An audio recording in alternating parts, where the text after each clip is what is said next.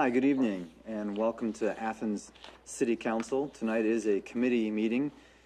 We will begin the agenda. It is roughly 7:04 p.m. We'll begin the agenda with our Finance and Personnel Committee, and this is chaired by Chris Nisley. Thank you. Thank you, Mr. President. We have a variety of items tonight, some of them relating to administrative and programmatic expenses, other items relating to the budget as we're approaching the administration preparing a draft of a new budget for the coming fiscal year.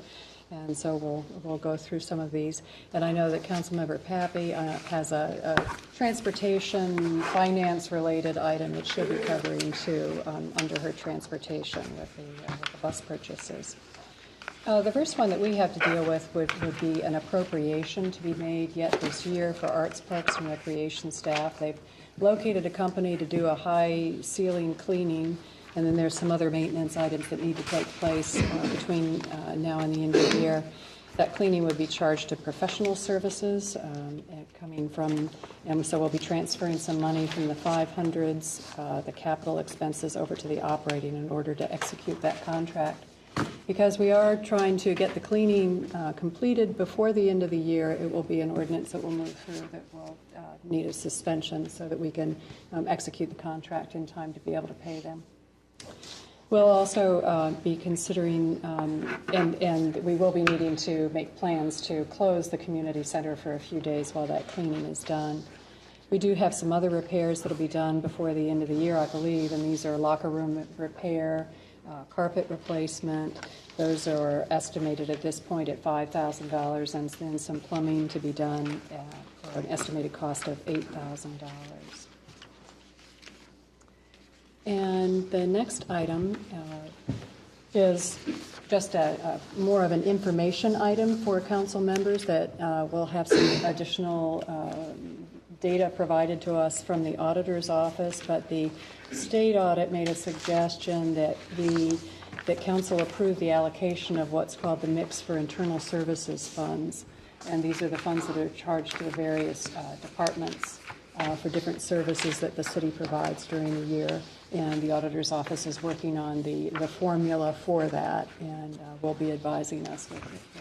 We've had a formula, but we're going to update it because for us to charge proprietary funds like water, sewer, garbage, for services performed by the administration, we have to have a valid formula to use those funds. And so we have a formula, and they're based on things like, say for our office, number of checks written, vouchers processed, and things like that, payroll checks written and stuff like that. So we're updating the numbers to do that, and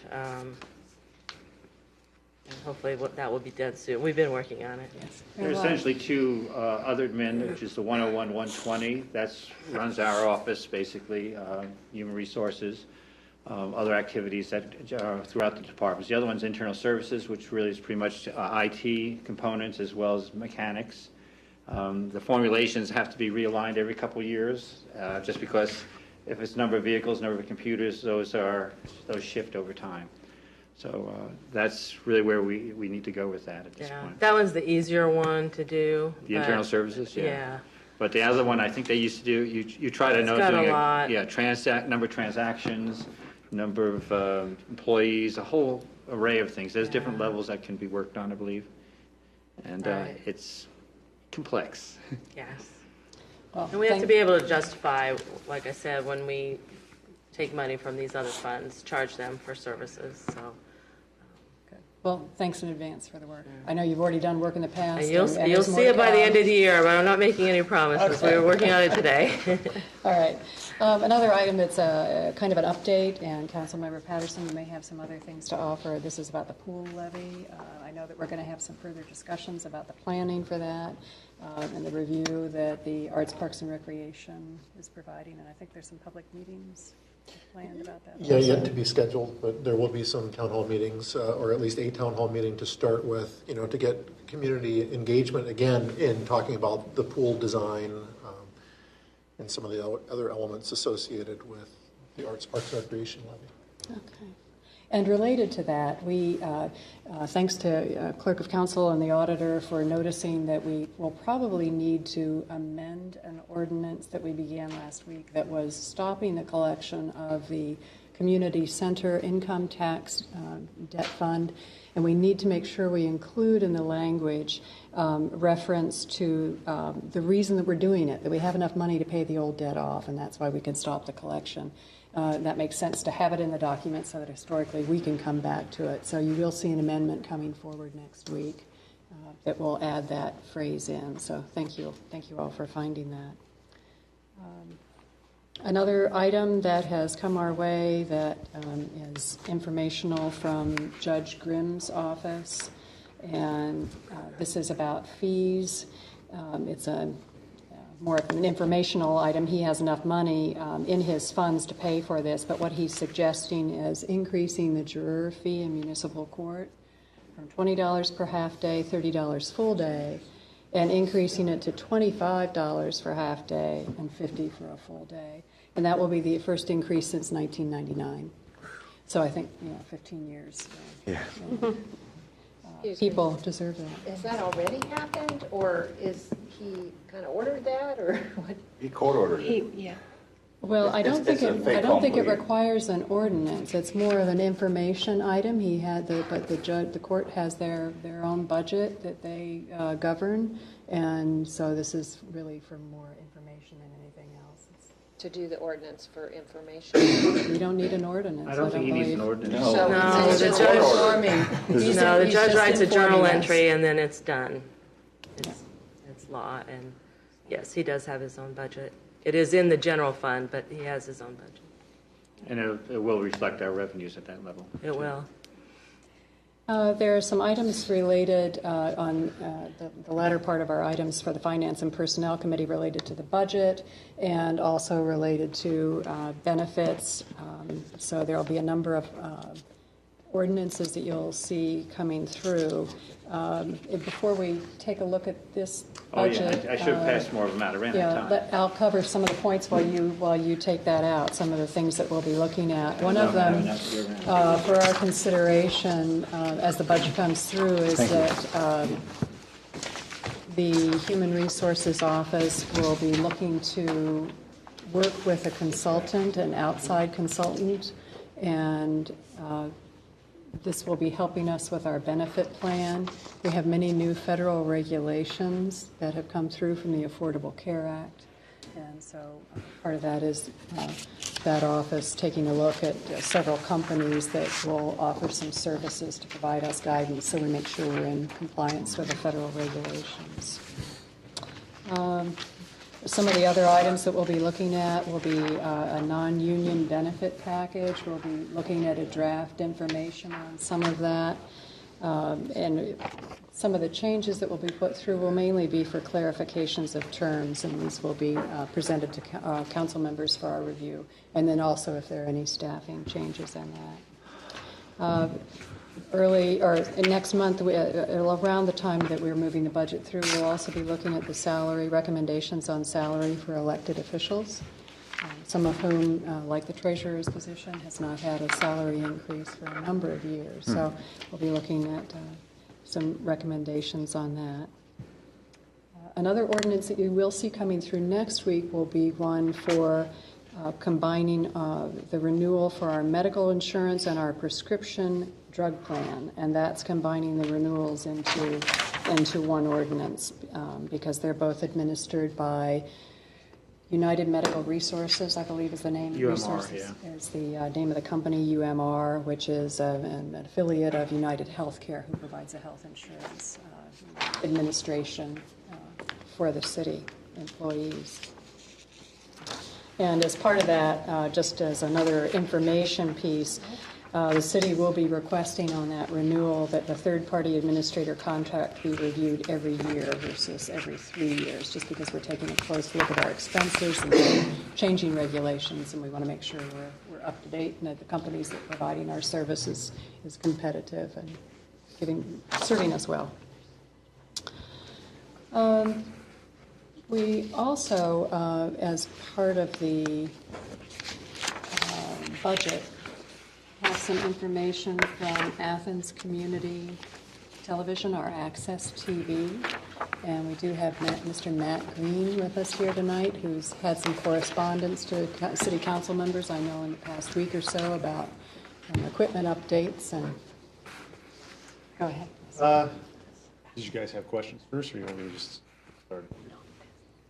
You might as well just go ahead and start. Okay. Well, first of all, thank you for the $6,000 appropriation that started back in June. We got most of our equipment by the end of September, and it's been awesome. Having cameras people can use and some updates and all of that good stuff. New computers that are a little quicker than what we used to have. So that's been great. One thing I did mention when I was here back in June was possibly asking to raise our annual budget. In 2006, our budget was set at $56,000 per year, and that's where we're still at. So our increase in operational costs, insurance, legal and accounting, rent, taxes, and like utilities, has been almost $4,000 since then, which is not horrible over that amount of time, but at the $56,000 mark, that kind of makes things a little tight to budget. That's one reason I came and asked for capital improvement money for new equipment, is because we can't really save anything back to purchase new equipment operating like that. On top of just operational cost, I was also asking for a bit of an increase in budget for a salary increase. I'm the only paid employee. We've utilized the Ohio University Work Study grant, and we are allowed 2 students per semester. They've occasionally given us 3 or 4 during the summer where they can work full-time. It's been awesome. They always do a great job. We have some folks that have completed their education that are now in California, Chicago, making way more money than I probably ever will, but, at least I helped them get started. They started here in Athens at a small nonprofit organization. What I printed out and passed out to you guys, these are just numbers on paper. Our organization would be absolutely happy with any increase whatsoever. The first and foremost increase would be to cover the rising operational cost. And Paula and I had some correspondence, possibly doing kind of raising the budget over the next few years instead of all at once, since you guys did appropriate the $6,000 already. So that could come out of however you guys feel that it should go. I'd be happy with any questions. I have a question. In your memo, that you haven't had a raise, there hasn't been a raise since 2011, is that correct? Correct. Yeah. And that was $2,600 raise, annual raise, 2011, and it's been the same since. Okay. And I know that you've given us a great annual report in January when you present to us. I think as we look at, we've upgraded the equipment slightly, very modest, and as we look at this potential increase, maybe what some of your plans would be long-term. I don't have the report in front of me, so I'm not sure if in your annual report you included some of the long-range plans or not. But, long-range plans would be, to try to branch out more to the school-aged children, maybe like middle school through high school. I've, made some attempts at that and haven't gotten great feedback. I don't know if it's because kids being more involved with other extracurriculars, or the fact that our location is no longer uptown as it used to be. They used to get a lot of middle-aged school kids that would come over from the middle school when it was located on Court Street, and now we're down on Richland. I recently got a phone call from an organization, it's Mothers and Children, that want to come in and check the facility out. I believe the ages are like 7 through 13 or 7 through 14 for the children. And I'm hoping that we can expand on that and maybe build from their organization into getting more kids involved. The demographic of the folks that mostly utilize the studio are older retired. And that's great. They have some wonderful ideas. We just kind of need to find a larger spectrum of, folks that use the facility. Not to offer marching orders, but along those lines, the homeschool students in the community might also be another opportunity of who to connect with as far as interest in what your office has to offer. Yeah. Any other questions or comments? Thanks for coming in to see us tonight. Thank you. I do need to bring up one other small item, and this is about, it's not small really, but it's disposal of equipment that will be an ordinance that will be coming through council next week. This is equipment that's being used at the community center. You might remember that we approved an appropriation for purchase of new equipment. So as the new equipment's moved in, the old unusable equipment needs to be moved out and disposed of. So we have the inventory list, and I think we have the information we need. Or if not, we'll have it by tomorrow morning so that we can move an ordinance forward next Monday night. Yes. Can we go back to the public hearings? Are we going to discuss those hearings more under services at another council meeting, or was that just the notification, just to let people know for the community center? Just a notification. Yeah. That it's coming forward, but we're going to discuss it more later? Here? We will. Okay. You mean here tonight or here? Here at another count. It doesn't have to be tonight, but another committee meeting. Okay. Because people have asked when is that going to happen? When will we be able to talk about the pool or the upgrades or whatever? And we'll likely be working with private consultants that will be facilitating those meetings, is my understanding. Yeah, that was mine as well. But good point. Thank you, Yeah. Councilmember Pappy, because I too have had the same kind of request.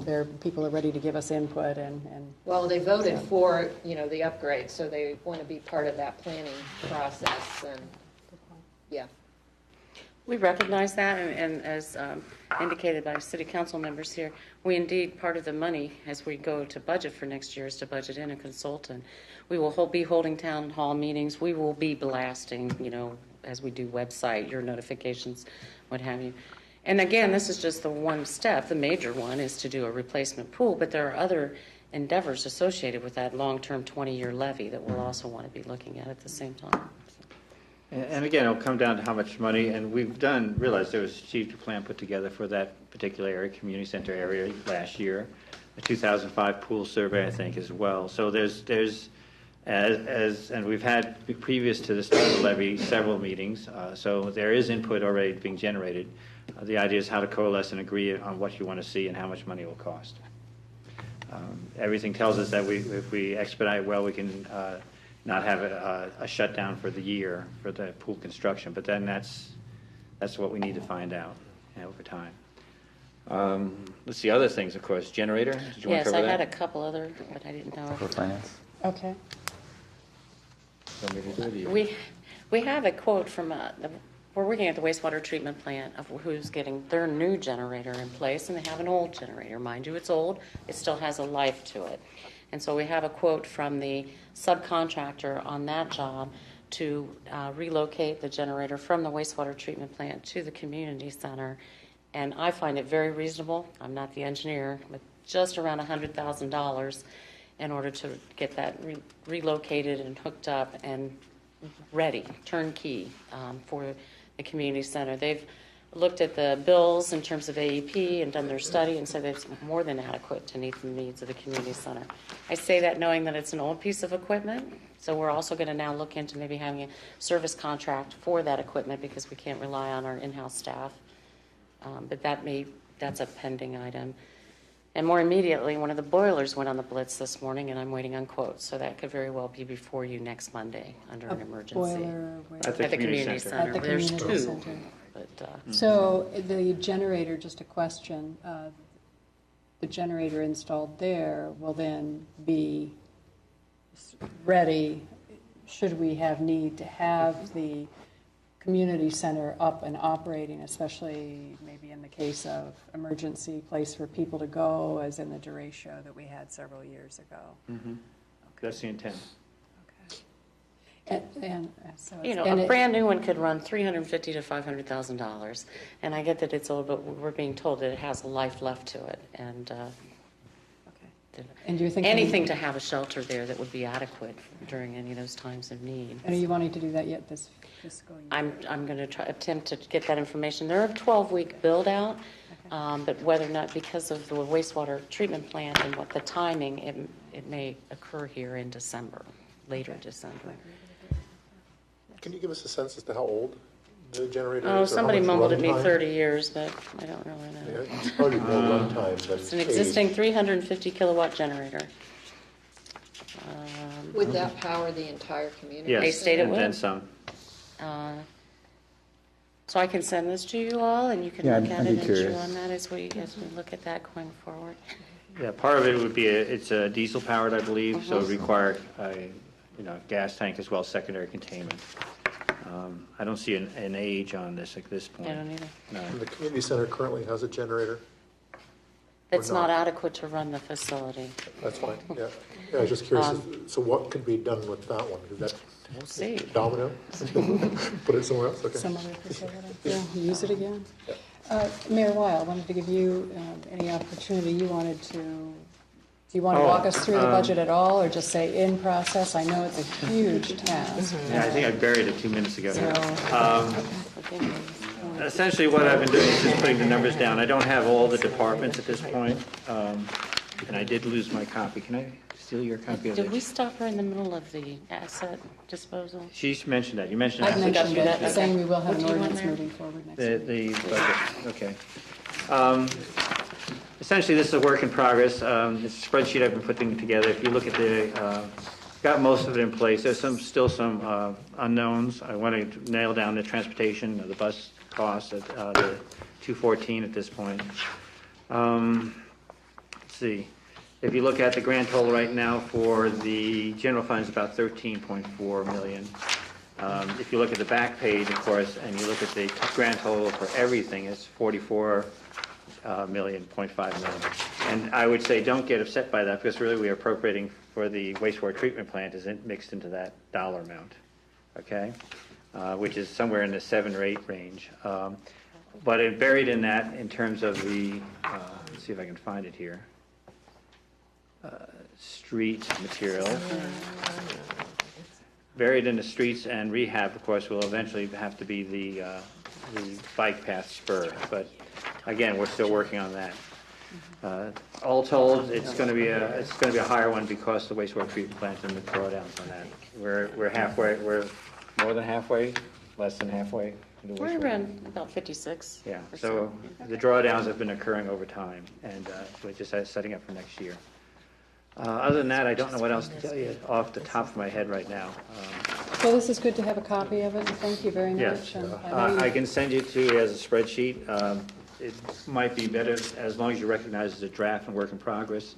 As a Excel spreadsheet, I usually put a little commentary in there so I can keep track of where everything is and what has moved, as well as the last column. I usually incorporate Kathy's estimated resources as revenue as well as certified resources in there. So somewhere along the line, I start going through those, and when they go over, I'll start tagging them in red. So she can beat me up and say, knock that back down. Because that's really how I play it out at this point. But the idea is to get us up and running by next week. And and again, I recognize that, it's not set in stone. As soon as we get a grant, it'll change again. Or if we need to de-appropriate money, we can do that too. Mayor, I noticed there were some things in red. Was that a mistake?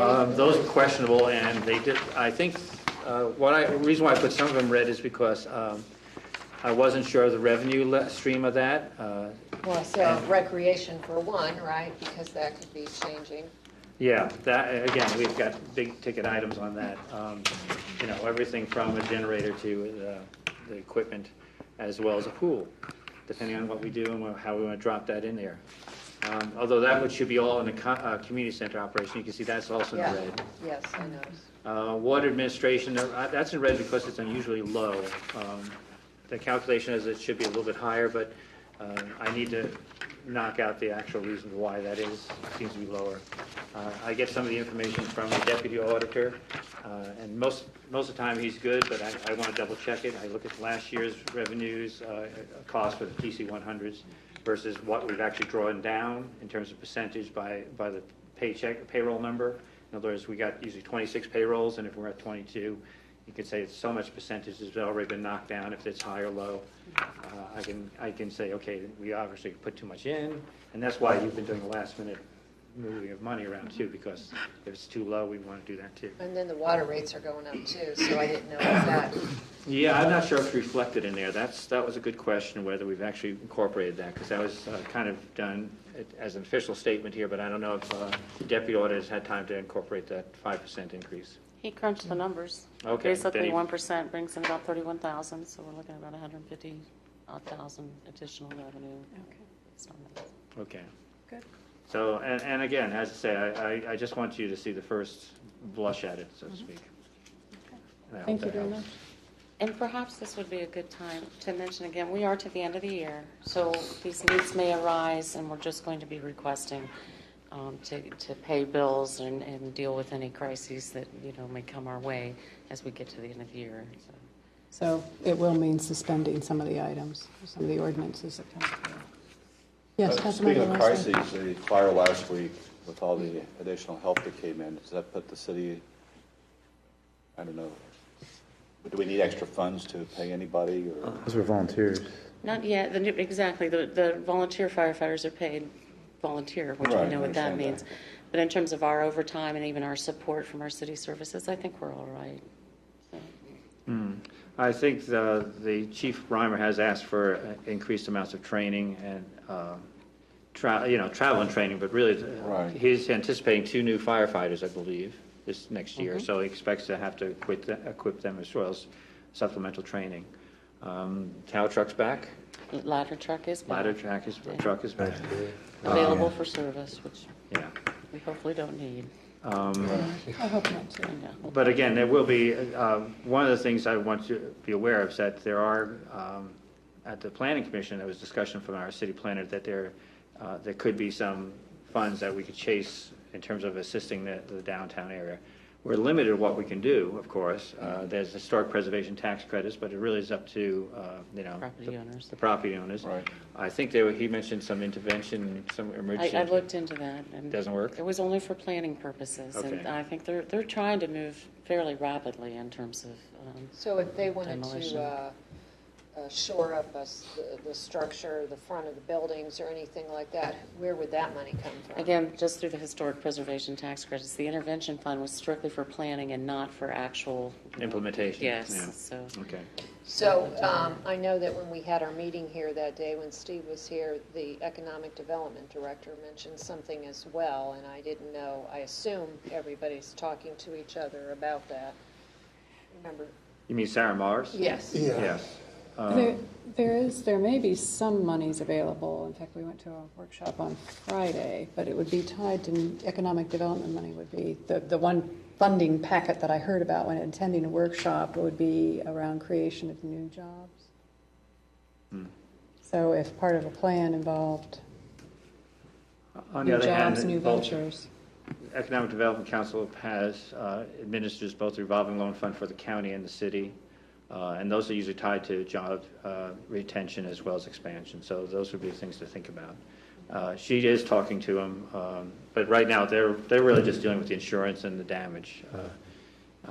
Well, I'm aware of the fact that our co-director spent most of the day interacting, as well as with Chief Reimer, who was called out of staff to confab with all the property owners. And that's part of the thing, is that we're talking to them as best we can. And there's only, as a city, we can only put so much towards it. We're trying to help. Exactly. We're trying to make sure it stays safe.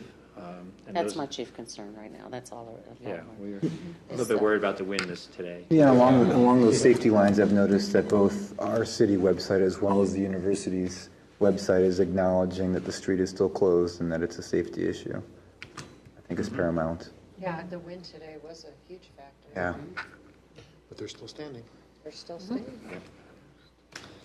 Are there any other financial items. Yes. I would just like to kind of reiterate, because it was mentioned, but it was kind of mixed in with a lot of other things, is that there will be a number of suspensions moving forward with some of the ordinances, just because we are up against a deadline.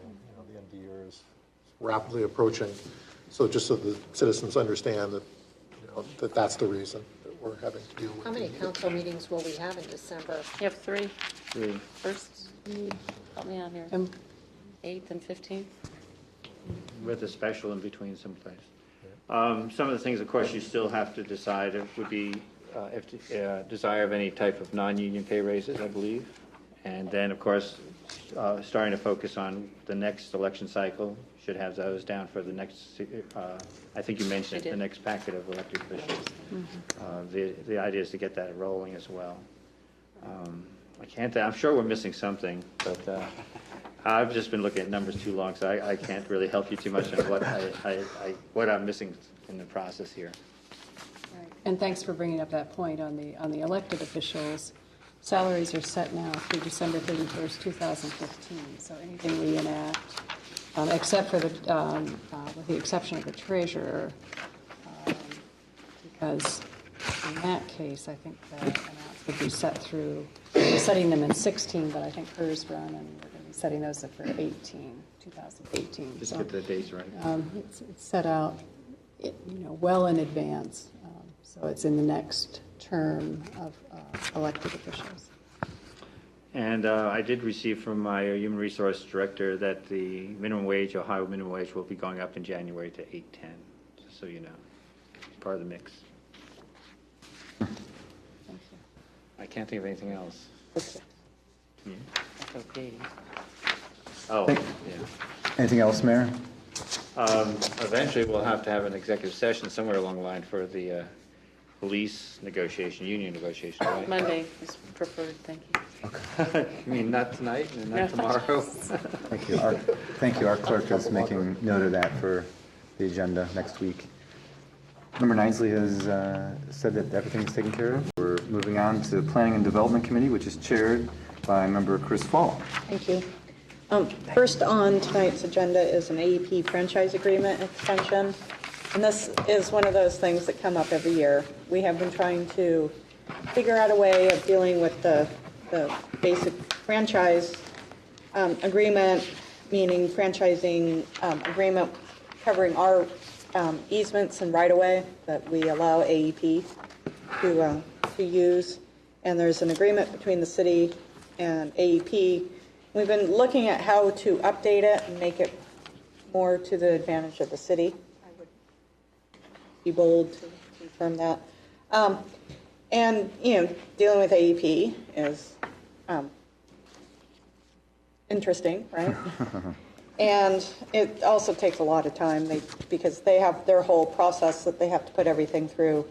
And so we're asking for an extension for the agreement for next year. And Paula, do you want to fill in anything with that?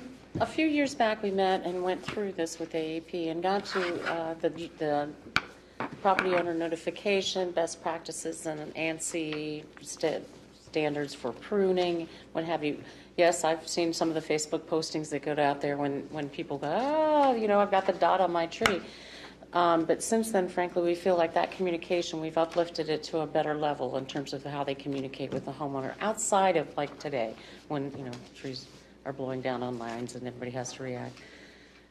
So sans any real new vibrant piece that we can put in there, we're just going to carry on with what we have and start maybe looking towards this intelligent community in terms of how we utilize our right-of-way space and ways that we can capitalize on that. So that'll be coming. And that would be with the planner and with the engineer and such, looking at this intelligent community process, which other communities in Athens, in Ohio have pursued. So it's definitely looking at it. And I know it's AEP, and it's ironic because that does have the angst of the chainsaws occurring in the neighborhood. And I know everybody gets very nervous when I hear it. I start running out. I luckily have not had a dot on my trees. But so, I think that after the problems that we had with AEP a few years ago, they have been better. However, I always think that they can be better, in the future. So we just have to make sure we keep on top of them. So that will be coming forward, probably with the suspension. Yes, because it'll be the 3 Mondays in December. And So Can you explain a little bit about the intelligent design or whatever? Just, people may not know what that is. I know Director Stone, Public Works Director Stone, went to a conference about a month ago, and he was looking at the possibility of trying to generate fiber optics through the city. So he wants to incorporate that to the next construction phases. It doesn't take much while you're doing construction to actually add, fiber optic capacity for fiber optic. In other words, generate our own internet. The intelligent community actually is a competition that goes quite yearly. I've been a reader on a couple of them, competitions out there, and most of it has to do with the connectivity within the city and what innovations can be done with that. I did go to the Economic 101 session with both Chris and Steve Friday. I had an interesting conversation with the Economic Development Dublin, I believe it was. Dublin, of course, has been laying fiber optics throughout their city. And as a result, they actually have increased the value of their properties where the fiber optic comes out, because everybody wants, if you are dealing with massive amounts of data, you want to be in that office that has a tie into the I forget what he was talking about, how many gigabytes per second, 10, I think he was talking about, somewhere in that range. And actually he was talking about, trying to go to 100, but the fact is, since nobody's doing 100 out there, you'd just be in a little island by yourself.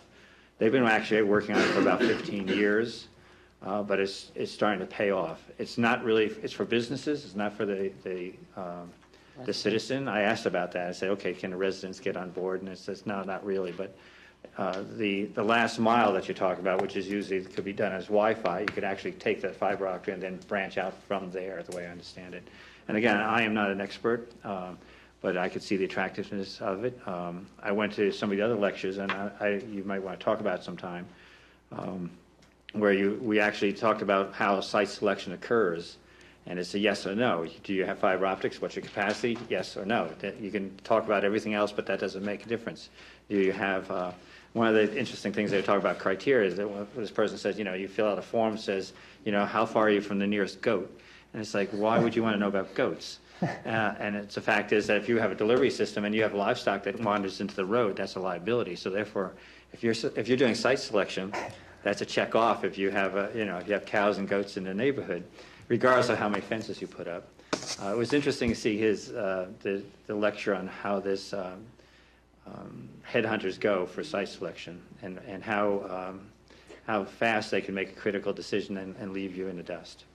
I think that's one thing I was impressed with, is the fact that the pace can be pretty quickly and brutal in terms of evaluation of what makes a good business site.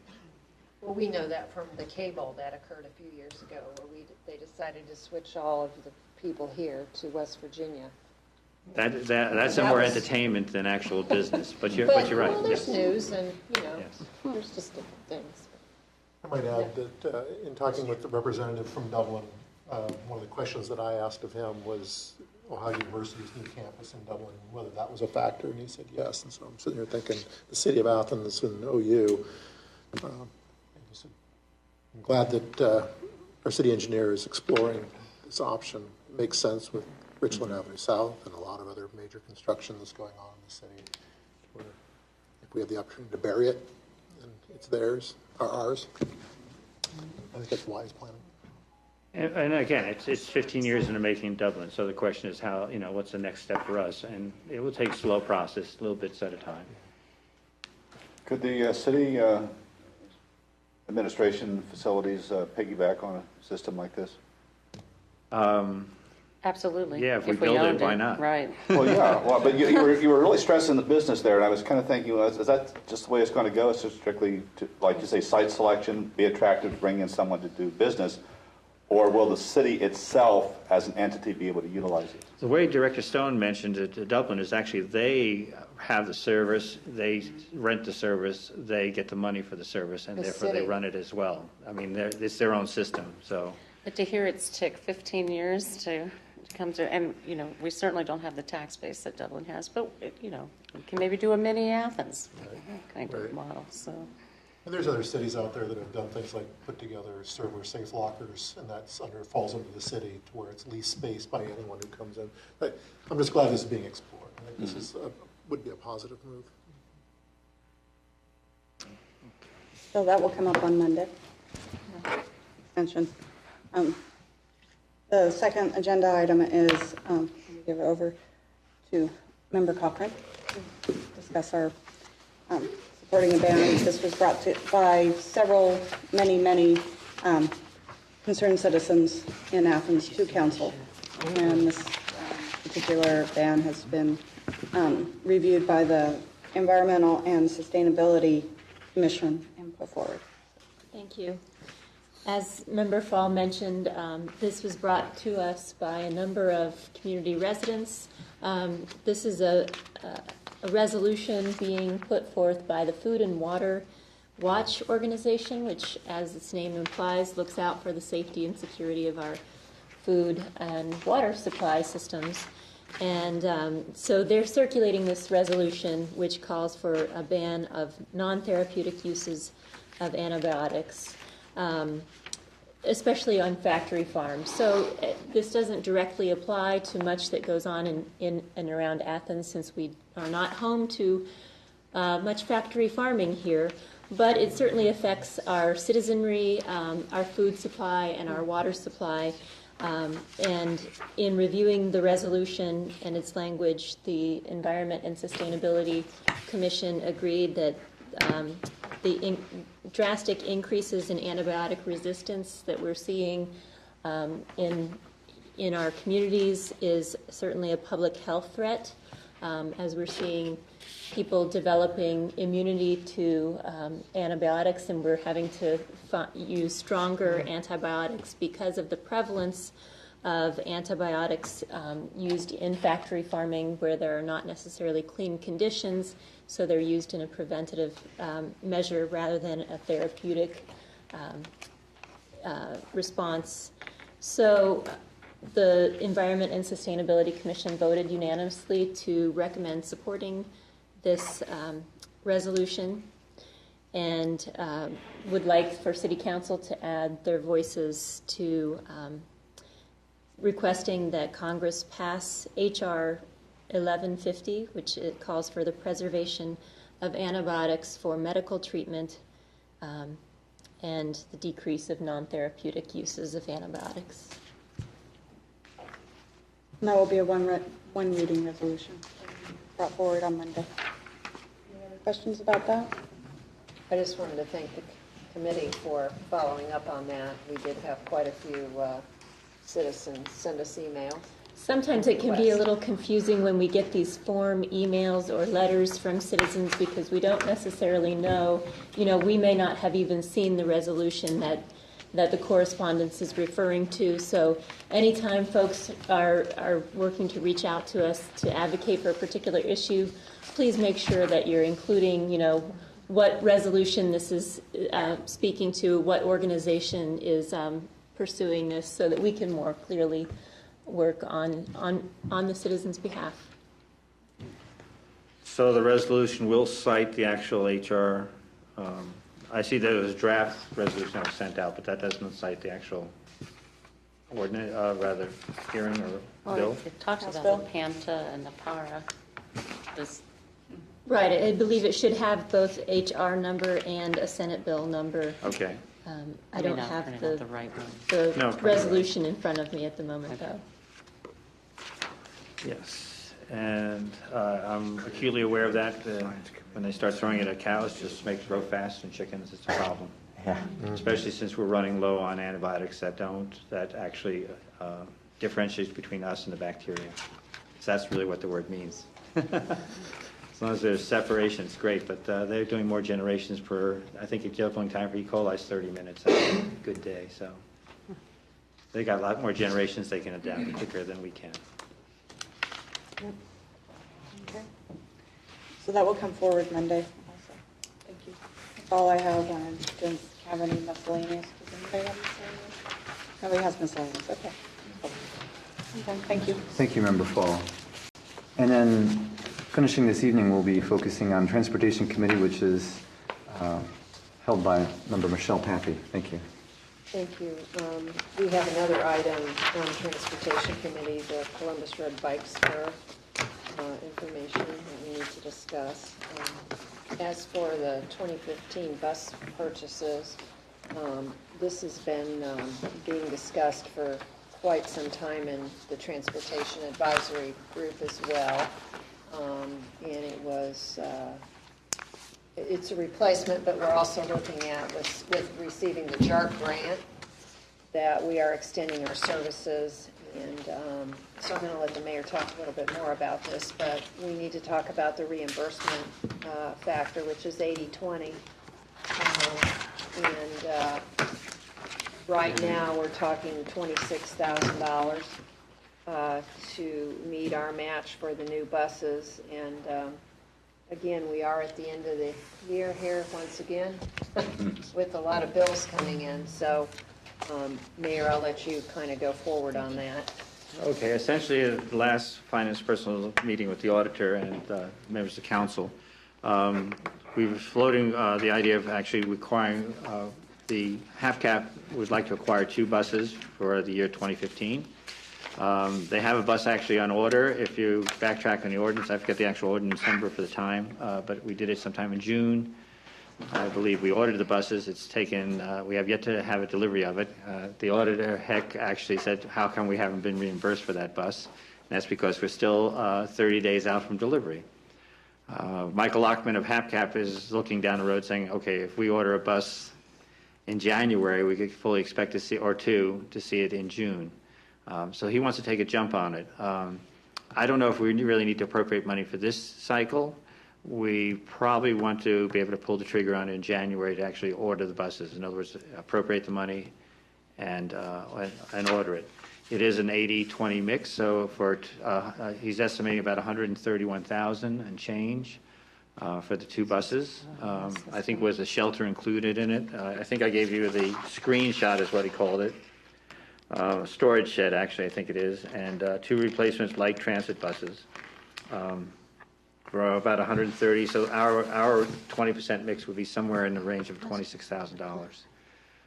This would be a further we're committing $20,000 to the JARC. So we're already, starting to build up some dollars that we're spending for 2015 already. So therefore, I would like to, take a look at it, but be ready to pull the trigger in January. I don't think it needs to be worked on at this point. I know he'll probably be disappointed on it, but again, the idea of actually appropriating money and encumbering it in 2014 for 2015 buses, I'm not comfortable with. But again, 6 months for a bus is kind of long. Rationale for why it takes 6 months, or does it always take 6 months? No, just taking the time. I don't know really why. I could get back to him and find out. I need to nail down some of the other costs as well for our transportation at this point. Well, I personally feel more comfortable with that since we are having all these other issues come up, that firming the budget up before we commit. Mm-hmm. The other part to this process involves us taking out a loan, as we did in June. For this bus. For this bus. To pay the money, it's a reimbursement, to pay the money up front. And as the mayor said, we don't get reimbursed until the bus is delivered.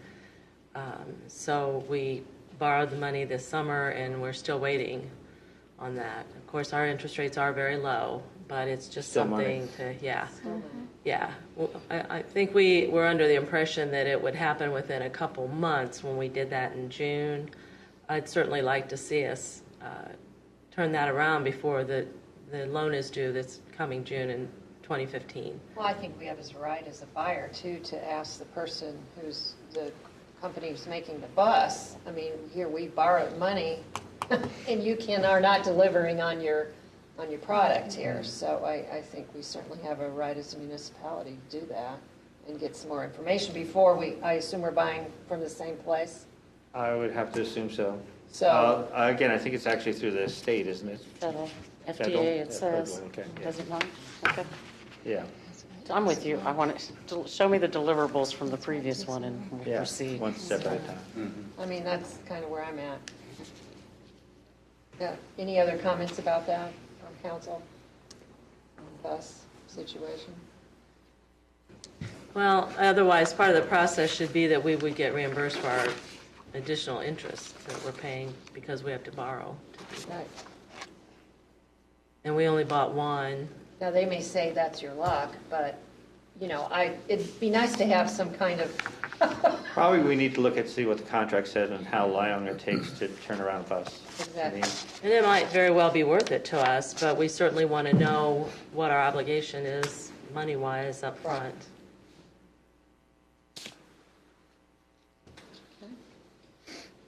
okay. Columbus Road Bike Spur. We have been moving forward with the money related to this project. This is Project 270, and so we're now beginning to talk about authorization and appropriation. Just for a reminder, we received $735,000 from the Ohio Department of Transportation for the initial cost. This came to us or was awarded to us about 4 years ago. Is that correct? It's been quite some time. I think it was about 2 or 3, I forget. It's been a while. Okay. Maybe I'm thinking of the planning phases when it was initially discussed. Okay, so the award actually came a while ago, a couple years ago. And then we put in for a Clean Ohio Trails Fund, which we were recently awarded for $500,000. Which brings us to $1 million and some change. Okay. Currently, our street director is stating that the project is going to cost $1.54 million. Additional. No. Total. Total. Thank you. So our Thank you. match at this point is $305,000. So this is a pretty substantial amount of money that we as a community need to discuss. Thus far, in terms of engineering, we have put in $167,981. $114,471 has occurred this year. So we've already spent almost $170,000 that we've been billed for. And the auditor gave me the rundown on that. So, sure. $305,000, is that what was required by, for the matches for the miscellaneous grants that we got? Because Clean Ohio usually has an 80-20. Or Right. 75-25. So does that include, so if it's that much, and does that include in-kind matches? So the amount of money that we've done with designing and engineering would go towards that match, or is this required? She jumped ahead and asked my question. Right. So we have spent $170,000 thus far. And some of that from previous was preliminary design that may not be eligible for anything in local share. But what I read from this is we do need to look, identify where $305,000 will come from. So that's just increase in funding, part of which should be the match. That's my question. If we've spent the money in engineering, and $114,000 this year, is that I don't.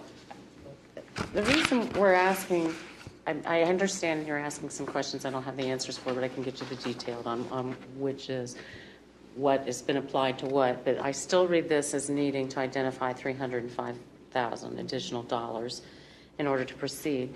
And he's requesting this, as if you read this, based on the urgency in order to have plans and go to bid in January, hopefully getting better prices. He feels that this is a high estimate, trying to keep everything there that may very well come in under. It hasn't always been our experience, but maybe we'll get lucky this time. And because of the fact that steel is a part of this project. But we will need to know in advance of Monday. And so what I can do is go back to the engineer and get the answers to those questions. What we discussed today was it's absolutely appropriate from street, but it's also a recreational use. Do we look at 50/50? We have to look at both of those budgets. And we have split projects in the past. I mean, so that would be, maybe a reasonable consideration. Am I understanding correctly that we're considering authorizing now? Yes, I would like and to. then appropriating. He's wanting authorization and and then appropriation. appropriate out of the 2015 So we can go to budget. bid. Yeah.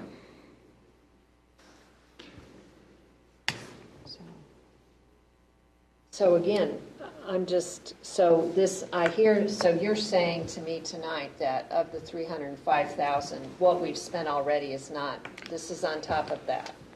That's how I'm interpreting this document, but I can get that clarified in advance of next Monday's meeting so that you have. And this should cover our required matches Oh, for yes. the miscellaneous. It's in excess of the match, wouldn't it be? I would say it's in excess of the match. I mean, if we were talking about 20% for 100, that would be 101.5 million, right? Well, Clean Ohio is usually 75, 25. Okay, there's no guarantee when you do these grants that it'll cover 80% Right. as well. You get as much as you can and then put it together and throw some in as well. So I do not know the breakdown in terms of the match, but this looks like it would be in excess of it. So I have to assume we have to fill in the gap if we choose to do it. Well, I think, so that therein is a question where you just said, if we decide to do it. I mean, we've already accepted, $1,200,000 or whatever to do this. So I think as a community, if we have to make that commitment, I mean, that if he needs 305,000. Now, the other question I have is, coming out of rec, what's our history of taking recreation funds for the bike trail? For the Northwest Bikeway Spur, which we commonly refer to as a bridge to nowhere, that soon is going to be the bridge that gets you onto the Armitage connection, that was funded out of recreational funds. That's the only time we've ever done that. Typically, this is a street operation. And we did that partly because that part of that spur that we funded is right in the West State Park. Right. Well, I'll just, bigger picture, I mean, I know it's a financial consideration, and I'm usually the really conservative one, right? But what you're asking for at this point is authorization. And if I'm understanding right, Director Stone is looking to next year's budget, as all you all are all, The and saying, appropriations. is the appropriation, is it going to be practical to be able to do the project? And I guess I would come back to the council committed to the earlier grants and said, we think that this expansion of the bike path, it is a spur, but we think it makes sense. So we have committed to it earlier. We've accepted grant money. We've purchased a piece of property on Columbus Road that I think long-term there might be at least some consideration of linking that with recreational kinds of purposes with the bike spur. And frankly, we feel that it has that economic development component to it as well, as people have continually said to us, how do we get to Columbus Road from the bike path? And we're going to be able to accomplish that. Well, I certainly would hope, because if not, we are indeed turning back $1 million grant funding. And that would be my concern, because right now we have a large number of grants that have, a large amount of grants that have come in. A $500,000 trail grant is actually pretty substantial coming out from Clean Ohio. I think that says a lot about the project proposal that went, because that's a very, very competitive grant. Having done those before, very competitive. So that says that the project is well thought out, and the initial expenses that were put forward on that grant were previewed pretty, looking at going through that process, just that process. I don't know how difficult the other process, the other grant, federal grant was. And I would suggest that we're getting a deal because most of the project, a vast majority of the project is being, grant funded. And that, that's money coming into Athens that wouldn't necessarily come into Athens, for engineering, for development, and for, kind of economic development and jobs, just within the initial building of it. And otherwise, we just have to give all that up. And I know Clean Ohio does not like that. So that would probably mean that any other future grant opportunities from Clean Ohio would be not as pleasingly looked at by the granting agency. And the last time you used this mix of funding was indeed for the East State Street extension, which was matching the federal with the state funds that allowed us to do this. The bike trail where the extension. The extension that goes to Holzer. So I would just say, in terms of accounting and whatnot, in terms of understanding and knowing, this 170,000 basically from engineering and planning and whatever. I mean, I have the bills here and what was paid out. I just, is any of that, how that all? I will get that back to you this week. I've got an abbreviated week, but we'll work on getting it by Wednesday. So what we're discussing tonight is this would come up for a reading, and I assume a suspension on Monday?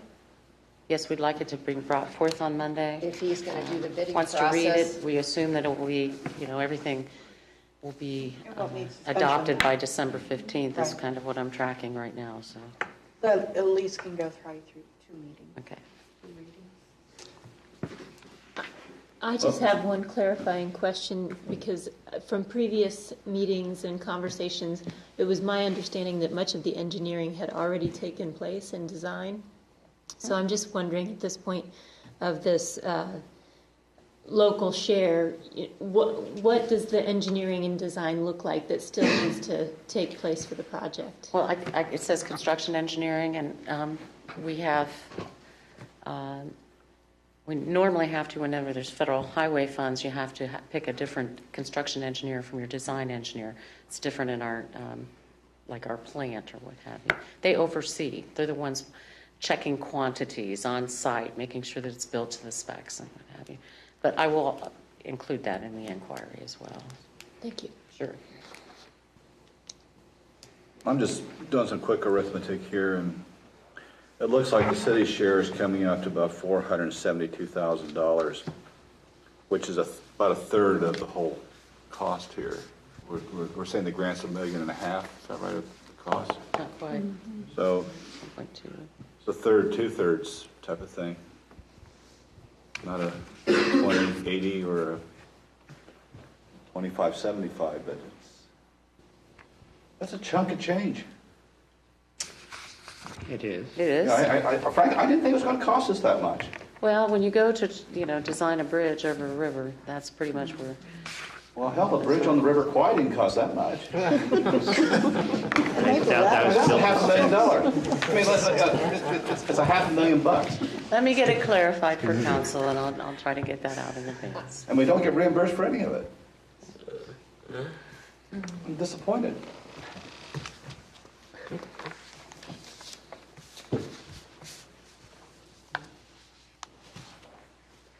That's it. Just wanted it out there. Got it. Well, again, the choice would be where we take it from. Street rehab, we could do it for next year, as well as recreation would be another portion of it. The mix, of course, is how we determine what we want. I don't know if it has to be 50/50, again, we could do the 2/3, 1/3. The total cost of this has been a work over time. I think it's worthwhile adding to our bike path, our bike connectivity. I think we'll keep expanding that as time goes on. The question is how much you want to build and how fast. I know we've had discussions many years ago about trying to extend it past Dow Lake. Of course, that's on state, outside the city limits. There's only so much you can do outside the city limits because it's outside the city limits. This is another attempt to actually connect the bike path to Columbus Road. And Columbus Road is considered one of the undeveloped areas for retail as well as business. It's got limitations on terms of wellhead protection, but that's not really the biggest limitation. It just is not an avenue, a social hub, so to speak. So the idea is to add this between the Laurels and some of the other businesses that are going in place, whether it's the future brewery or so. This is changing over time, this area. Well, this was identified in the bicycle pedestrian plan, master plan also. And this just wasn't picked out of the clear blue sky as, let's do this project. True. And there's been a in-depth planning process for our bicycles and our pedestrian infrastructure in the city. And it's been identified as a priority. And, you know, we talk about doing city streets and such. How much are we paying, you know? My feeling is that, especially as time goes on, that bicycle and pedestrian is increasingly important infrastructure. You know, we're producing infrastructure, and you know, we go, oh well, roads. Let's, you know, this is kind of the roads. We'll just build it, and then here we're talking about essential infrastructure that's been identified through a planning process that was in depth and had a lot of public participation. So, you know, I'd like to put that out there, and that pedestrians are important infrastructure. We're going to be a bicycle and pedestrian-friendly community, which is a selling point for economic development. So, I believe Director Stone has tried pursuing other grants, but you know, some fell through. There's only so much you can go out there gathering up the change. You're right about in terms of the planning of this. If I remember, the initial concept out there was the idea is that it would actually dovetail with the Laurels for elderly to actually walk the bike path and have ease of getting to and from it without any problem. I think when we were looking at the alternative routes, that was one of the considerations. Of course, there's always a limitation of geography as well as land acquisition. We have been working with the county. Of course, they signed off their portion quite readily without any fanfare. So there's collaboration and there's a will to do this if you choose to you know, again, it's like everything else we've been doing, whether Essence of Athens or the bike ped plan. Somewhere along the line, you have to move it along, and it's going to cost some change. Well, Steve. I just want to echo something that Member Fall had mentioned, and that is that, you know, granting agencies do have long memories, and when someone does go to turn money back in and not use it, it's really, basically what's being said is, that's okay, we don't need it, we can find it on our own, and that gets remembered in the future. And so I would just caution everyone along those lines. I also view this as a quality of life and a tourism attraction to Athens, which further enhances a lot of our goals for the city itself, you know, to where we have a loop in the city, which this bridge would create. Keeps people cycling around through the city and back to the city, and it just, I think it further enhances something that we've been striving for decades. I think it was important to, go ahead. I'm sorry, I was going to add that I do have a personal bias in that I'm fortunately able-bodied, and I appreciate the bike trail, and I use it frequently, and I'm excited about this project, but I have been approached by community members who have expressed these very concerns about the cost and the need and the validity and desire. And so I think it is a very challenging question and discussion for us to have. It is a chunk of money, and is it the best use of our money? I tend to favor the belief that yes, it is, but I have been approached by community members who have these very concerns, and some of them are bike enthusiasts themselves as well. So it is a big issue on that sense. It's a lot of money, but I think in the long run I see the benefit. Now I do think we need to be mindful as well long-term maintenance, because bridges require maintenance, and so it's going to be something that will require attention down the road as well, and that's an issue too. If you were going to buy a car and somebody was going to give you 2/3 of the cash to buy that car, would you buy it? If it was a Tesla, yes. I don't know. How's the maintenance on a Tesla? Does anybody know? I trust Elon Musk on that one. Yeah. So I would just say, I felt like we really needed to have this conversation tonight. Oftentimes, we just kind of rubber stamp things, and I think having the conversation tonight to talk about how we got to this point, what the planning was, we would not have received the Clean Ohio Trails and the ODOT money if some economic development aspects weren't identified.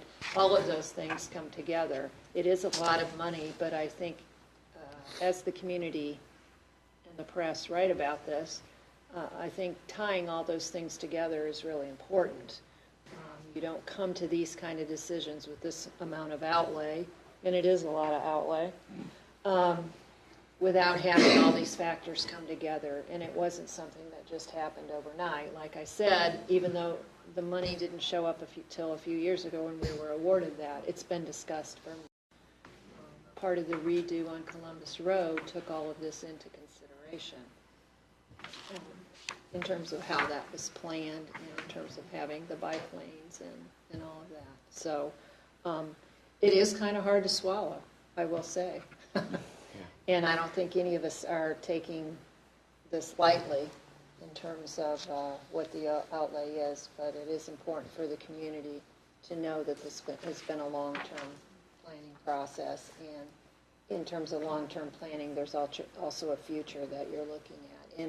And it is true, the Third Ward is Columbus Road, and I know it just is kind of sits out there, you know, and it's like this this artery into the city, but, you know, people have been looking and wanting things to happen there for some time. So, you know, this is part of that plan and part of that planning. So we'll put this forward next Monday. Okay, thanks. Thank you, Mayor Pappy. Anything else from transportation? Jennifer's committee. Bike ad hoc committee? We can talk about that if we'd like to bring it up, since it was brought up several weeks ago. Just talk about where we are at this point. It was discussed at the Transportation Advisory last Friday, and so we've come to a kind of a conclusion in terms of how a structure. You'd like to discuss that? Right. Well, the immediate need is that back in the fall, we had a visit from a representative of the American Federation of League of Bicyclists, and we are looking as a city to apply for their bicycle-friendly communities designation, which would, again, be a great boon to our community as far as attracting more bicycling tourists here, possibly spurring further economic development around the bikeways and its arteries. And so, you know, we're looking to reconvene a group of people that can help work on this application, and in the long term help remind us of our bicycle and pedestrian master plan, and help us continue working toward the goals that were set forth in that master plan. And so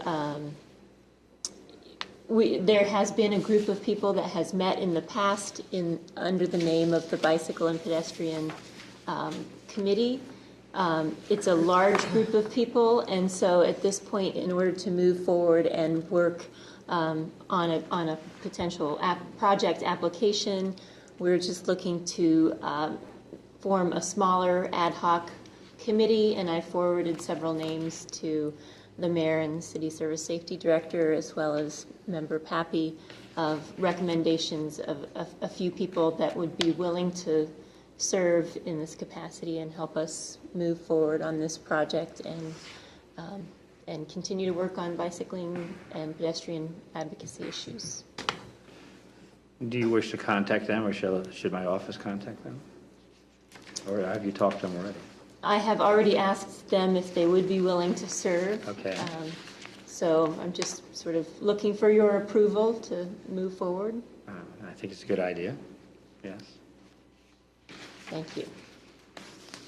It's always nice to have citizens who step up because they have an interest and then they're willing to serve. And then, like you say, report back to you, then you via report back to the whole transportation. And so it's just kind of. It seems to me to be a more efficient way to get something completed here. And there is a deadline. Right, the deadline for this project, the bicycle-friendly designation is in February, so that's why there's sort of an urgent need at this point to get a group of people working on this. So we hope to convene a group within the next few weeks to begin work on that.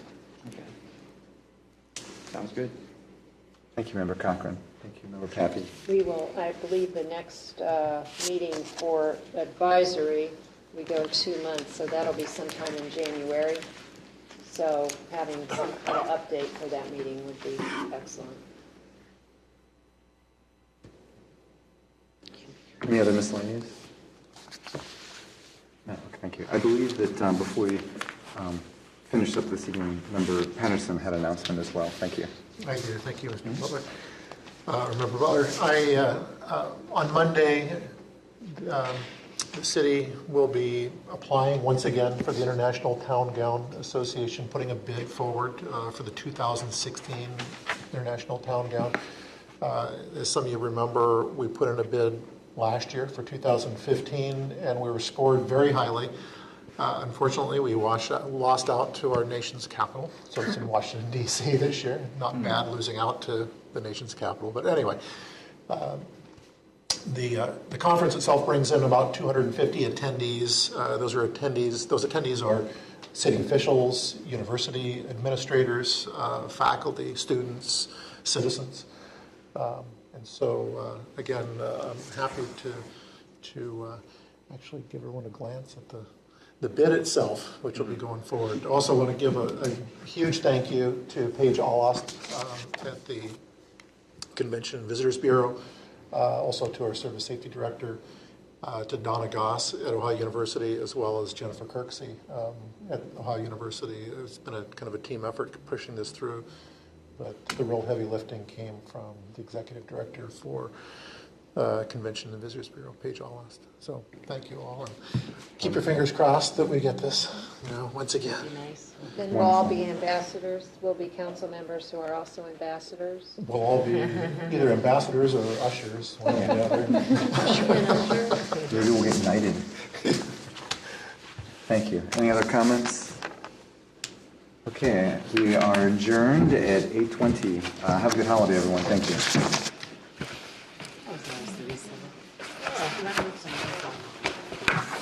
I have a question.